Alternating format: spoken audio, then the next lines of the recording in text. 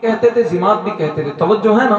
بے شک تو ان کو زمات بھی کہتے تھے، زمات بھی کہتے تھے، پیش کے ساتھ بھی ہے، کسرہ کے ساتھ بھی ہے۔ ان کی اسپیشلٹی یہ تھی کہ یہ جس پر بھی دم کر دیتے تھے بڑی بڑی بیماری اس بندے کی اسی وقت دم توڑ دیا کرتے تھے۔ اب یہ جن والوں پر دم کر دیتے تھے تو جن دفع ہو جاتے تھے، جادوگروں پر دم کر دیتے تھے تو جادو دم توڑ دیتے تھے۔ ایک مرتبہ ان کا مکہ المکرمہ آنا ہوا، اسلام کا ابتدائی دور ہے، حضور علیہ السلام نے اعلان نبوت فرمایا ہے۔ جب ان کا مکہ المکرمہ میں آنا ہوا تو لوگوں نے کہا زمات سنا ہے کہ تم بڑوں بڑوں پر دم کرتے ہو تو بڑی بڑی بیماریاں تمہارے دم سے دفع ہو جاتی ہیں، تم دیوانوں پر دم کرتے ہو تو پروردگار تمہارے دم کی برکت سے ان کے دیوانے پن کو دور فرما دیتا ہے، تم آصف زدہ پر دم کرتے ہو تو اس کو شفا مل جاتی ہے، اگر تم کسی جادو کے مرض پر دم کرتے ہو تو اس کا جادو دم توڑ دیتا ہے، اگر تمہارے دم میں واقعی اتنا دم ہے تو ہمارے شہر میں بھی ایک محمد نامی شخص ہے جو نبی ہونے کا دعویٰ کرتا ہے، ہمارا ایسا ماننا ہے ہو نہ ہو وہ شاید دیوانے ہو گئے ہیں معاذ اللہ۔ جب حضرت زماد نے ابھی حضرت نہیں ہوئے، جب زماد نے اتنا سنا تو کہا کہ اگر ایسی بات ہے تو میں ضرور اس دیوانے پر دم کرنا چاہوں گا۔ محبت کے ساتھ ان کو حضور علیہ السلام کی بارگاہ میں لایا گیا، مگر ان جناب کو آنے سے پہلے ابھی تک اس بات کا علم نہیں تھا کہ میں جن کی بارگاہ میں دم کرنے کے لیے جا رہا ہوں یہ کائنات انہی کے دم سے دم بدم ہے، اسی لیے تو کہا تھا بے دم یہی تو پانچ ہے مقصود کائنات، خیر النساء حسین و حسن مصطفیٰ علی۔ جب ان کو حضور کی بارگاہ میں لایا گیا انہوں نے حضور علیہ السلام کی طرف دیکھ کر کے کہا مجھے زماد کہتے ہیں،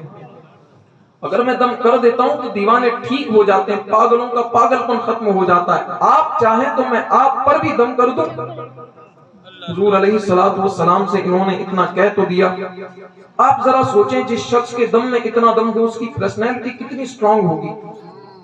وہ خود اپنی ذات میں کتنا کمال رکھتا ہوگا۔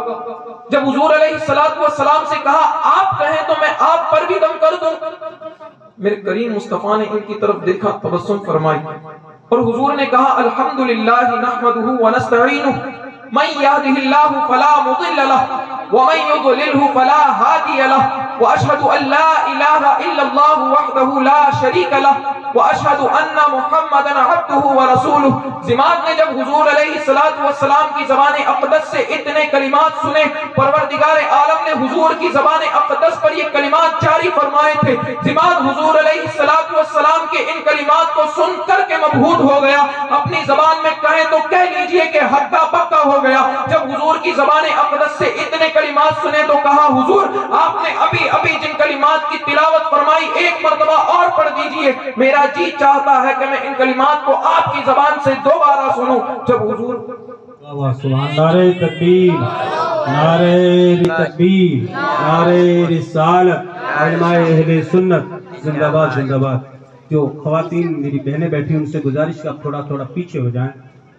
تھوڑا پیچھے ہو جائیں تاکہ مرد حضرات کے لیے جگہ بن جائے۔ تھوڑا اتنے کلمات زماد نے سنے تو حضور کی بارگاہ میں فریاد کرنے لگے یا رسول اللہ آپ نے ابھی جن کلمات کی تلاوت فرمائی میرا جی چاہتا ہے کہ ایک مرتبہ اور آپ ہی کی زبان سے ان کلمات کو سنوں۔ جب حضور علیہ السلام نے زماد کی فریاد کو شوق کو دیکھا تو میرے مصطفیٰ نے ان کلمات کو دوبارہ دہرایا۔ زماد نے جب ان کلمات کو دوبارہ سنا تو حضور علیہ السلام سے کہنے لگے یا رسول اللہ میں نے بڑے بڑے کاہنوں کا کلام تو سنا ہے، میں نے بڑے بڑے جادوگروں کا کلام تو سنا ہے، میں دم کرتا ہوں لوگ مجھ سے دم کروانے کے لیے بڑی بڑی عرضیاں لے کر کے آتے ہیں، اچھے چنندہ الفاظ میں مجھ سے ریکویسٹ بھی کیا کرتے ہیں، مگر خدا گواہ ہے کہ میں نے جو کلمات آپ کی زبان سے سنے ہیں ایسے کلمات نہ آج تک کسی جادوگر سے سنے ہیں نہ آج تک کسی کاہن سے سنے ہیں۔ حضور آپ نے جن کلمات کو ادا فرمایا ان کو دیکھ کر کے ایسا معلوم ہوتا ہے کہ ان کی بلاغت تو گویا سمندروں کی تہ میں بھی نہ مل سکی۔